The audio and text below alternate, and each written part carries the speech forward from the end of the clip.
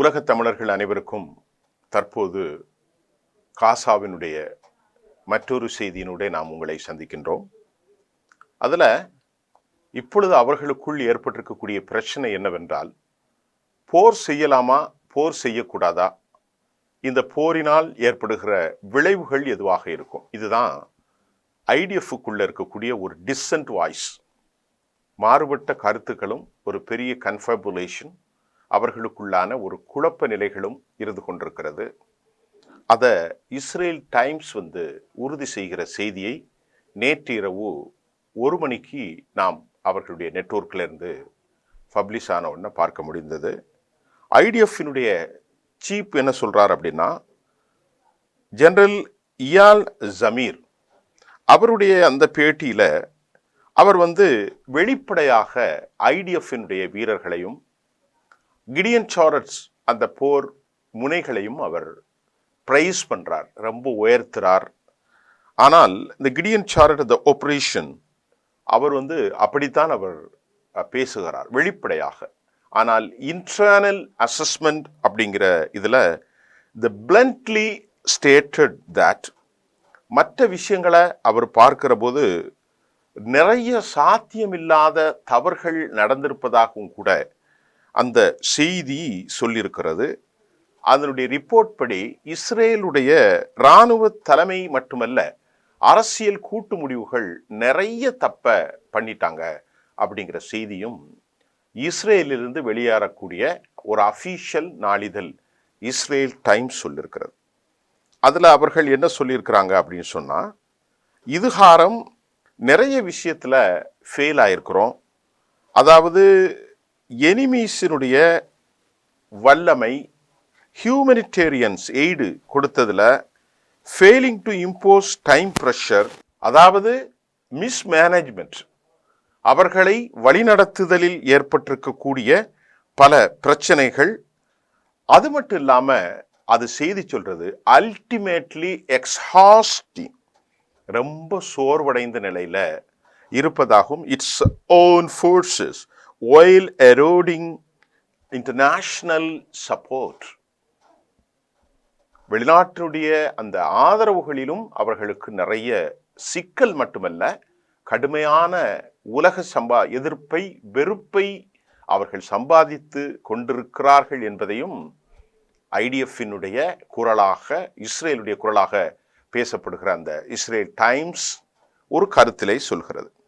அது மட்டுமல்லாமல் அந்த வெளியிடப்பட்ட அந்த டிராஃப்ட் அண்ட் டாக்குமெண்ட் ஹமாஸ் சில விஷயங்களை ரொம்பவே சக்சஸாக அவங்க ஆப்ரேஷன் பண்ணுறதையும், அவர்கள் சில விஷயங்களை எக்ஸ்ப்ளாய்ட், எப்படின்னா including resources, secure territory and suitable method of the fighting அப்படின்ட்டு ஒரு மொட்டையாக ஒரு செய்தியையும் அவர்கள் சொல்லியிருக்கிறார்கள். அதில் இஸ்ரேலுடைய அந்த deterrence logic rather than decisive victory, இதை தொடர்ந்து சொல்லிட்டு இருக்காங்க. இவாஞ்சுவலி அந்த சீஸ் ஃபயர் மூலமாக ஹோஸ்டேஜினுடைய விடுதலைகள் குறித்தும் ஹமாஸோடு பேசி அந்த பேச்சுவார்த்தையில் ஏற்பட்டிருக்கக்கூடிய சுணக்க நிலைகள், அதை ஹமாஸ் ரொம்ப வல்லமையோடு exploit during this fast few months அப்படிங்கிறதையும் சொல்றாங்க. The terror group managed to exploit during the fast month, few months, அந்த செய்தியும் அவர் போட்டிருக்கிறாங்க.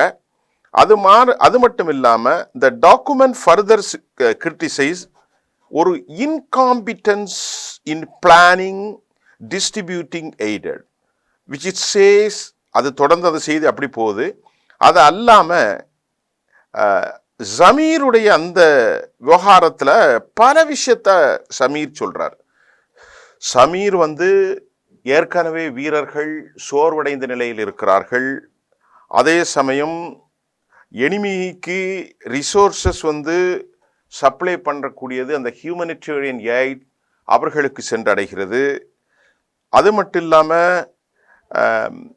பல விஷயங்கள், இதையெல்லாம் அவர் இன்டர்னல் அசஸ்மெண்ட்ல அவர்களுக்கு பெரிய செட்பேக்.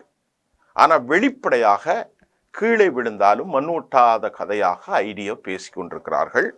என்பதை ஏதோ ஒரு வகையில அவர்கள் உணர்ந்திருப்பதாலே இஸ்ரேல் டைம்ஸ் சொல்கிறது. இதற்கு இடையில ஈரான் நேற்று ஒரு பெரிய பதட்டத்தை ஏற்படுத்தி இருக்கிறார்கள். Iran leaks the Israel military details அப்படிங்கிறத செய்தி வந்திருக்கிறது. அதுல என்ன சொல்லியிருக்கிறாங்கன்னா, பெரிய ஷாக் நியூஸ் அவங்களுக்கு. ஐடிஎஃப்னுடைய ட்ரோன் ஆபரேட்டர்ஸினுடைய பெயர்கள், யாரெல்லாம் அந்த 12 நாட்களில் போரில் ஈடுபட்டார்களோ அந்த ட்ரோன் ஆபரேட்டர்ஸுடைய பெயர்களை, அவர்களுடைய ஐடென்டிட்டிஸ் எல்லாம் ஈரான் துல்லியமாக வெளியிட்டிருக்கிறது.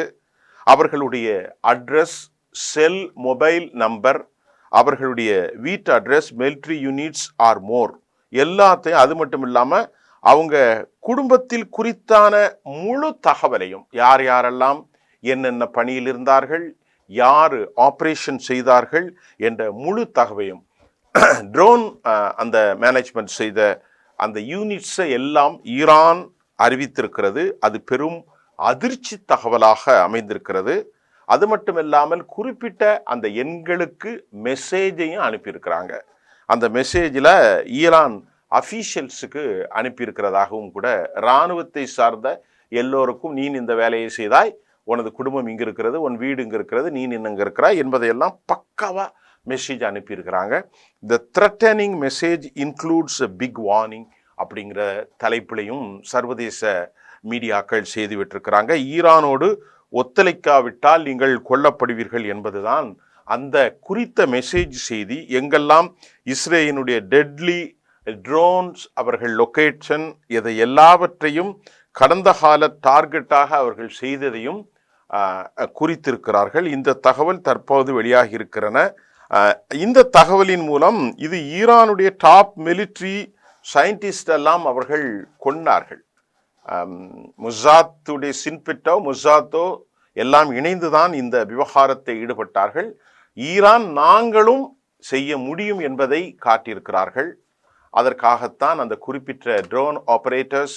அது மட்டும் இல்லாமல் இன்னொரு செய்தி என்னென்றால், யாரெல்லாம் ஏர் ஸ்ட்ரைக் செய்தார்களோ, அதாவது ஃப்ளைட், அதாவது ஏர் ஸ்ட்ரைக்கின் மூலமாக குண்டுகளை போட்டார்களோ, அந்த பைலட்டினுடைய தகவல்களும் வெளியாகிருக்கிறது என்ற விவகாரமும் இப்பொழுது வந்திருக்கிறது. ஆகவே ட்ரோன் ஆபரேட்டர்ஸ், ஏர் ஸ்ட்ரைக் செய்திருக்கக்கூடிய பைலட்ஸ், இவர்களுடைய எல்லா விவகாரங்களையும், அட்ரஸ் எல்லாம் இவர்களுக்கு எப்படி கிடைத்தது, உளவு வேலை பார்த்தது யார், உள்ளிருந்து கொடுத்தது யார், இதெல்லாம் ஒரு பெரிய அஃபீஷியலுடைய ஹெட் மட்டும்தான் இதெல்லாம் கொடுத்துருக்க முடியுமே தவிர சாதாரணமாக யாரும் எடுக்க முடியாது இஸ்ரேல் இராணுவத்துக்குள்ள. ஆகவே இந்த வார் நடக்கும்போது பைலட்டுடைய பெயர்களும் அட்ரஸ்களும் ஃபோன் நம்பர்களும் and others person info, Israel top military sign, இது எல்லாவற்றையும் அவர்கள் அனுப்பியிருக்கிறார்கள். இது ஒரு செய்தி. அடுத்த செய்தி, டெல் அவீவில் நடந்த குண்டு வெடிப்பின் மூலமாக உள்நாட்டில் பதட்டம் ஏற்பட்டிருக்கிறது. இந்த கார் குண்டுவெடிப்பு ஒரு திட்டமிடுதல் அளவிலே நடந்திருக்கலாம். இது ஒரு இன்டர்னல் டெரரிசம் அப்படிங்கிறதையும் சொல்லப்படுகிறது. ஏனென்று சொன்னால், பெஞ்சமினுக்கு எதிராக அந்த நாட்டில் பல குழுக்கள் செயல்பட்டு கொண்டிருக்கிறார்கள். ஹமாஸ் போராளிகளின் பின்னணியில், தடுத்து வைக்கப்பட்டவர்களின் பின்னணியில் இருக்கலாம். ஆனால் இதுவரை யாரும் இந்த குற்றச்சாட்டை சுமத்தப்படவில்லை, அதற்காக பொறுப்புகளை அவர்கள் ஏற்கப்படவில்லை. ஆனால் ஒரு தனி மனிதனோ அல்லது ஒரு குழுவோ அவர்கள் நிச்சயமாக யூதர்களின் மீதும் இஸ்ரேலின் மீதும் கடும் சினத்தில்தான் இந்த குண்டுவெடிப்பை நடத்தியிருக்கலாம் என்று சொல்லப்படுகிறது. பிணை கைதிகளுடைய விடுதலை செய்யப்பட வேண்டும், உயிரோடு விளையாடக்கூடாது என்று பெஞ்சமின் இஸ்ரேலில் பலர் எச்சரிக்கை செய்ததையும் நாம் இங்கே சுட்டி காட்ட வேண்டும். அங்குள்ள போராளி சமூகங்கள் மட்டுமல்ல, பேரணியில் கலந்து கொண்டவர்கள் தனது சுயநலத்திற்காக பெஞ்சமின் நெத்தன்யாகு இஸ்ரேல் பொதுமக்களையும் இராணுவ வீரர்களையும் கொலை செய்கிறார், உயிருடன் விளையாடக்கூடாது என்று எச்சரிக்கை செய்ததையும் இந்த நேரத்தில் பெஞ்சமினுடைய சுயநலத்திற்காக சொந்த சமூகத்தை அவர் பால்படுத்தி கொண்டிருக்கிறார், அழித்து கொண்டிருக்கிறார், டிஃப்ளீட்டட், முழுமையாக அழிந்து போய் கொண்டிருக்கிறது. எல்லாம் நாட்டினுடைய இராணுவம், தளவாடங்கள், வளர்ச்சி, மக்கள், உயிர்கள் எல்லாம் என்பதை அதில் யாராவது இதை செய்திருக்கலாம் என்றும் நம்புவதற்கு இடம் இருக்கிறது. இதற்கிடையிலே மிக அதிக குற்றம் சாட்டப்பட்ட எர்டோகன் துருக்கி இஸ்ரேலுடைய எல்லா உறவுகளையும் துண்டித்திருக்கிறது. துருக்கியினுடைய வான் பகுதி மூடப்பட்டிருக்கிறது. அங்கே இஸ்ரேல் படைகள் செல்ல முடியாது. வான்வெளி மூடல், கப்பல்களுக்கு தடை. இனி துருக்கியிலிருந்து கப்பல்கள் இஸ்ரேலுக்கு செல்லாது. அவர்களுக்கு இடையில 2023 7 பில்லியன், கிட்டத்தட்ட 58 60,000 கோடி வரை இன்றைய மதிப்பிற்கு வியாபாரம், பிசினஸ் நடந்திருக்கிறது. இப்பொழுது அதுவும் முடக்கப்பட்டு விட்டது என்ற செய்தியும் நமக்கு வந்திருக்கிறது. இதுதான் இன்றைய செய்தி. இன்றைய இதுல கடந்த ஒரு செய்தியில அபு உபைதாவுடைய மரணம், தற்போதைய செய்தியில ஈரானுடைய அச்சுறுத்தல், இஸ்ரேலுடைய ஏர் ஸ்ட்ரைக் செய்த பைலட்டுகள், ட்ரோன் ஆபரேட்டர்ஸ் மற்றும் அஃபீஷியலுக்கு மெசேஜ், வீட் அட்ரஸ் எல்லாம் பக்காவாக போட்டிருக்காங்க. இது அங்கே ஒரு பெரிய கொதிநிலை ஏற்படுத்தியிருக்கிறது.